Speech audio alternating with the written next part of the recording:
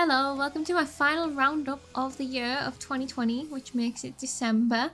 The games this month were Just Cause 4, Rocket Arena, and Worms Rumble for PS4 and PS5. So, I'll start, as usual, with Just Cause 4. The game takes up 60.1 gigabytes on the PS4. It is developed by Avalanche Studios, and I had never played a Just Cause game before. I had got one on a previous month that I haven't tried yet. It was actually Just Cause 3, which was given on PS Plus in August 2017. So if you've had PS Plus for a few years like I have, maybe you already have this game in your library too. But it's not one that I ever installed or ever tried.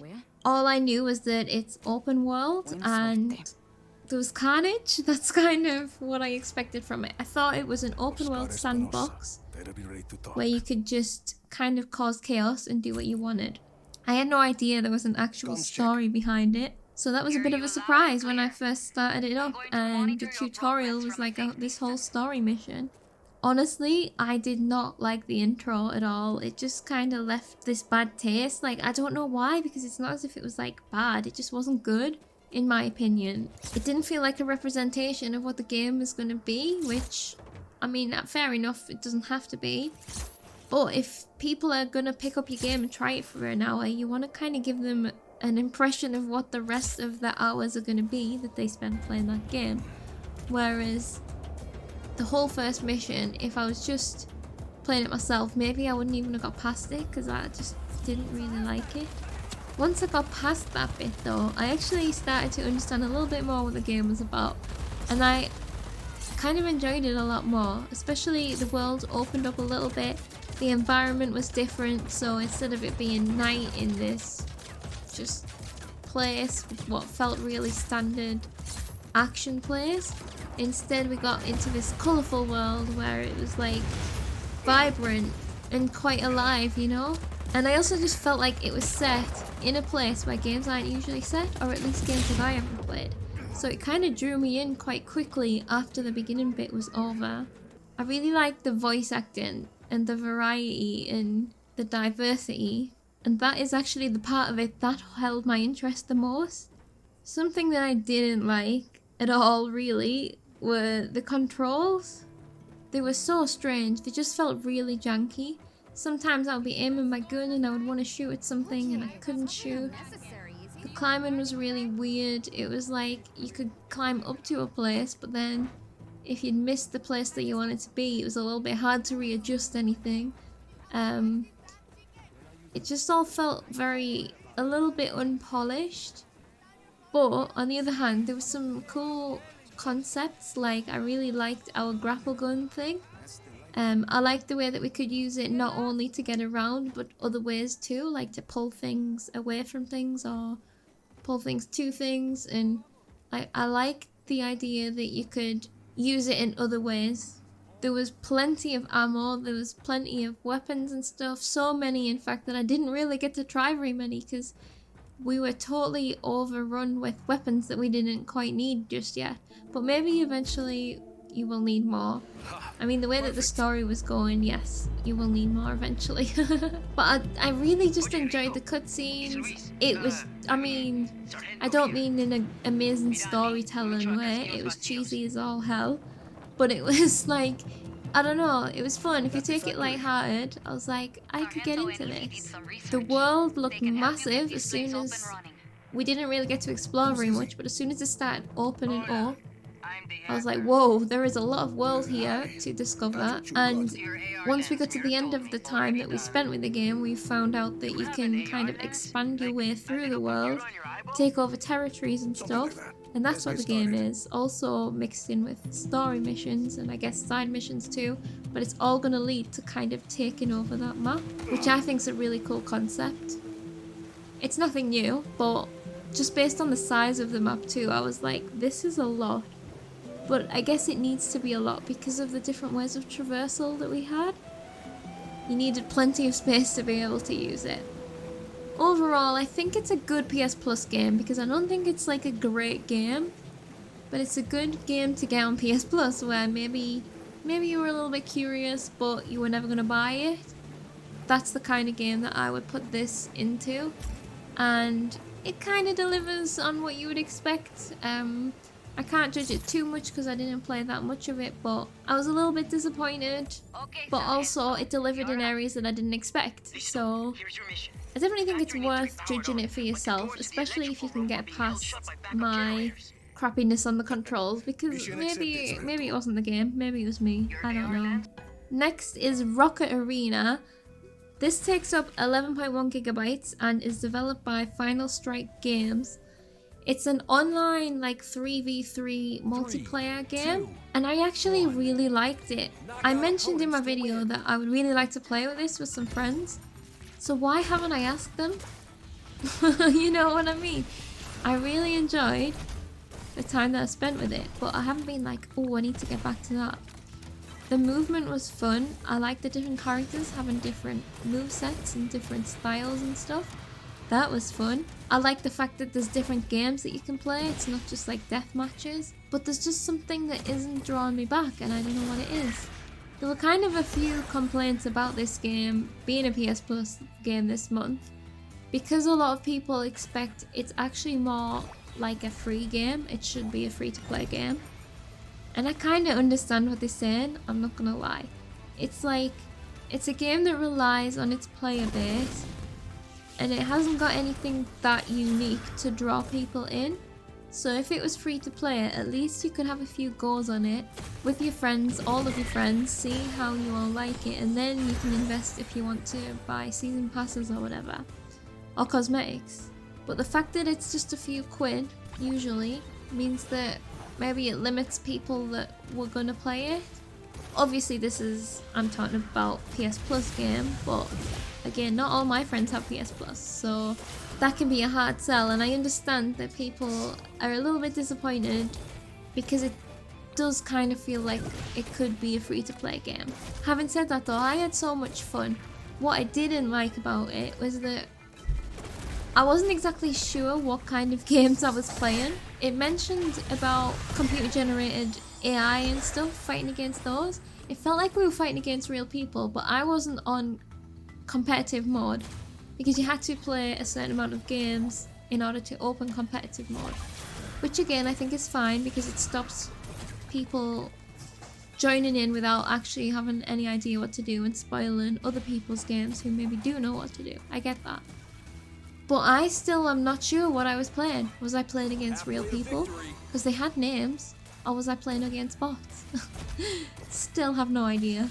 I did find it fun just trying out the different characters, finding a one that I liked and playing a few games with it and feeling myself improving a little bit. And I just like the concept of like blowing each other away. I found it quite funny. And then the different games, like I enjoyed the one where we had to capture the bombs. That's not what it was, but like where there was areas of the map that we had to capture, and then best 3 out of 5 or something would win. I enjoyed that game. It was a nice bit of variety. I also enjoyed the aesthetics. I enjoyed the style. I just thought it was all around nice. I liked it, but for whatever reason I haven't asked my friends to play it. It's weird. I'd love to know anyone else's opinions on that game because I don't know what it is. I want to give it a glowing recommendation. I did enjoy it, but just never went back to it. And finally, the last game of 2020 PS Plus is Worms Rumble. It is available on PS4 and PS5. I only played it on PS4 because I don't have my PS5 yet. I get that on Christmas Day. It takes up 5.95 gigabytes on the PS4. I do not know if that's different on the PS5. And it is developed by Team 17, who I like Team 17. I'm a little bit of a fan. I had already played the open beta of Worms Rumble, so I kind of had an idea already going into it, what it was going to be like. In fact, I had a pretty good idea, so during the open beta, I played a little bit of solo, and then we played squads, and we had the best time. It was so much fun. We were absolutely crap at the beginning of it, and then by the end we like rose to the top. It was such a fun stream. If you would like to see that, it is available on my YouTube channel or on Twitch, wherever you like to consume your content. It was a really fun one, but this time I did it more, it was just a look at the game. I thought we could kind of see what's new upon release rather than in the beta. And I could just show some of the solo stuff because I didn't actually explore that very much when I streamed it the first time. So it's a battle royale, it is not a standard Worms game, or it can also be like a deathmatch game. So the thing what makes it unique is the fact that it is kind of a 2D side-scrolling battle royale, which doesn't make a lot of sense in my head, but it works. And it's not fully 2D neither, it is 3D 2D or 2D 3D. It's really hard to describe, but it's really cool. I like it a lot. So ways that I can describe this game that differentiate it from different battle royale games: it is extremely fast paced. It is very, very, very fast paced. You will play, I think you play with about 30 people maybe, I don't know if that's true or not. There will be crates all about. You will start with a weapon and then you can go and find a crate. In your crates you might get basic weapons, you might get crazier weapons, different types of grenades. You've got all your classic Worms weapons in there. And then you will also get potentially something to aid you moving about, like a grapple gun, which I could not use at all, or a parachute, a jetpack, which is great but limited use. And then obviously healing and armor items too. So it's also the same as other battle royales in the sense that you've got your map, and then as time goes on, certain sections will get filled full of poison gas. So you have got to make your way into the clean sections, and then eventually, at least in the open beta, the whole map ended up full of this poison gas, and it just came down to who had the most health at the end type of thing. I can't tell you if that's still the case because I never got that far in this session. And then for movement, you can jump, you can kind of bounce off walls, you can roll. You have your baseball bat too. There are vents that you can climb in that people can't see from the outside, and you can only see when you're inside it, which is really nice for just a bit of variety, a bit of navigation, and a bit of tactics too. It honestly doesn't sound like much, but I can't even describe how surprisingly fun it is. Like, if you have this game, I highly recommend giving it a go. It is very, very fun. The trouble with the PS4 or PS5 version, the console version, is it's very difficult to aim, I found. So on the PC, I think you have kind of like a free aim with your mouse. Whereas on console, you are using the analog sticks to aim. So you are on a swivel and you can only kind of move in an arc shape. Whereas on a PC, you can kind of move anywhere you want. I don't think it's game breaking at all, but it does make it a little bit difficult, I think. And especially if you're playing with crossplay, maybe you'll be in a bit of a disadvantage. I'm not sure. It makes the aiming slower. I think that's the best way to describe it. But yeah, just for a little bit more detail, the longest squad battle royale match that we had lasted like 6.5 minutes. So you can easily jump in, and if you're lucky, you might last 6.5 minutes, or if not, it's guaranteed to be quicker than that. You may last 10 seconds. That has also happened to me. Also, if you want a little bit more guaranteed extended play where you can practice and learn the game more, after you've done the tutorial, you also have the deathmatch version where you can just keep respawning. So they are actually, I tried them both, they have very different vibes. The deathmatch version is like a little bit more guns blazing, a little bit more chill in a sense, because you know you're going to come back. You have to strategize a lot more in the battle royale version. People are more aware that they're gonna die. Whereas in the deathmatch version, it doesn't really matter. Like, I might die, but I'll take you with me type of thing. They're both fun in their own way. And again, deathmatch is good for learning how to play the game, being a bit bold, just having fun. And then battle royale is if you want to try something a bit different, I guess. See if you can win. But still, in my opinion, squads are where it's really at. You can have a 3-player squad, or you can have a pair and then someone else will, like a random, will join your squad. And it's just so much fun. You can do friendly fire, especially with your grenades, so you do have to be careful. But it is, like, it just adds, like, there is teamwork and communication, and I guess that's the same in any Battle Royale, but I just haven't played many in squads, and of the ones that I have played, this has been my favourite. On top of that, obviously you've got all your cosmetics, and it does have the nostalgia of Worms, even though it's absolutely nothing like a Worms game.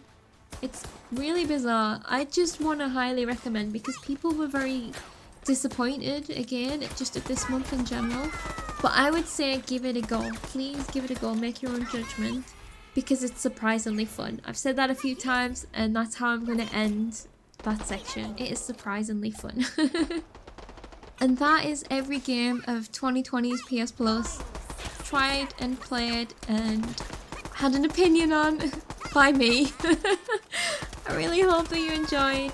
If you did, please let me know. I really enjoyed doing this series. I am of course going to be continuing into 2021. I'm really excited to see what is going to be given during that year. If I've counted correctly, we have had around 31 or 32 games this year.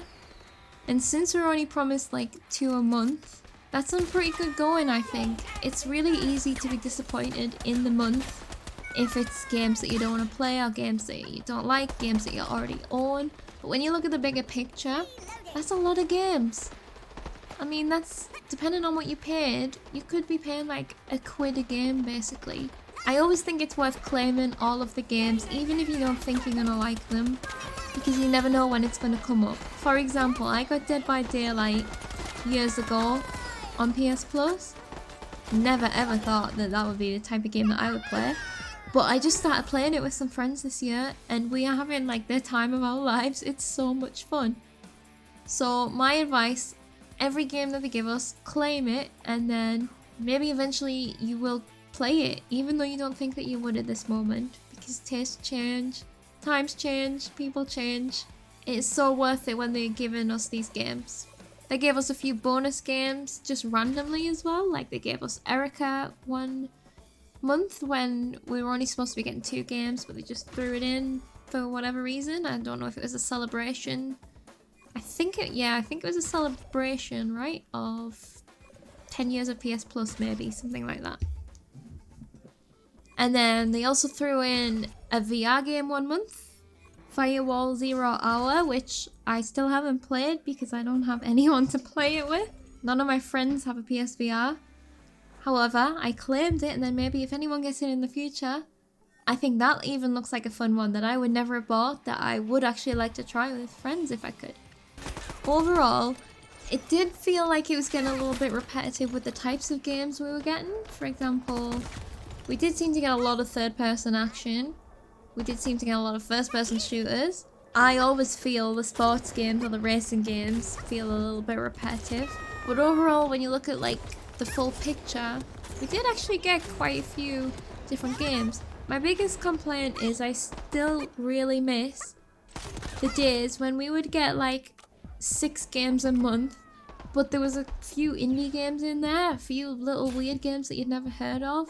I miss that because you would find little things and maybe you would only play them once, but that's okay. It was always like cool to see, oh, what's going to be next? Something that you couldn't actually predict.